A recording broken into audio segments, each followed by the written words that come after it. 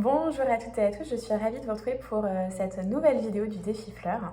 Alors aujourd'hui, la fleur du jour que j'aimerais vous présenter, c'est l'impatience. Elle porte le même nom aussi bien en français qu'en anglais, même si elle ne s'écrit pas pareil.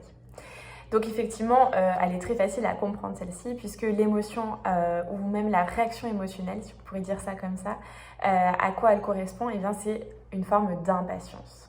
Alors c'est vrai que l'impatience, on peut la ressentir aussi bien vis-à-vis de certaines personnes. On peut être agacé par exemple quand on trouve que certaines personnes sont trop lentes.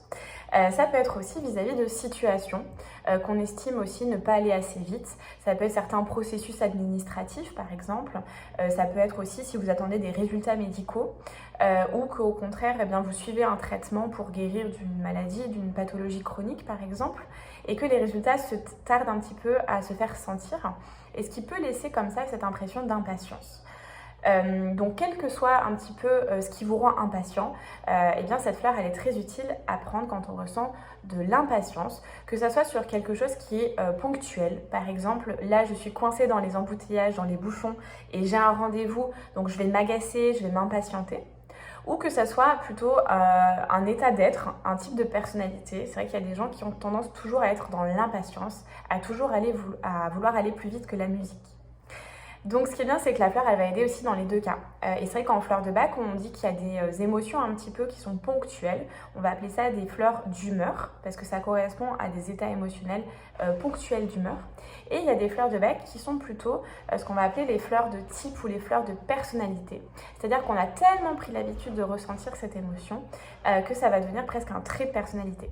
Et donc en ce sens, l'impatience, elle peut vraiment être eh bien, soit là une fleur d'humeur, soit plutôt une fleur de personnalité.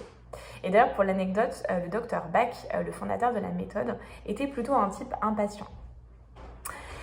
Donc en fait, on va aussi pouvoir la prendre quand on ressent un sentiment de solitude lié à de l'impatience.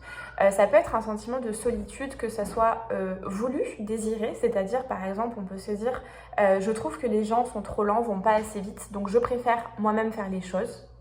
Ou ça peut être aussi une solitude qui peut être plus subie, tout simplement parce qu'en fait on va avoir tellement eu cette tendance à s'agacer et peut-être à critiquer un peu les autres ou à dire aux autres qu'ils ne vont pas assez vite, que du coup les autres vont avoir tendance aussi un petit peu à s'éloigner de vous ou à vous laisser faire du coup et eux se mettre en retrait.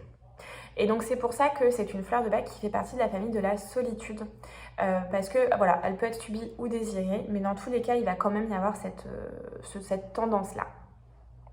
Donc en fait, à l'état positif, à l'état équilibré, quand on prend l'élixir floral impatience, eh bien en fait ça va avoir pour effet de garder un petit peu un rythme un petit peu plus lent, de garder toujours, si vous voulez, ce dynamisme, cette motivation intérieure, mais de faire réduire le rythme un petit peu pour que vous puissiez bien, mieux gérer votre émotion d'impatience et peut-être aussi profiter parfois d'avoir un rythme un peu plus lent, voire un peu plus normal, on va dire.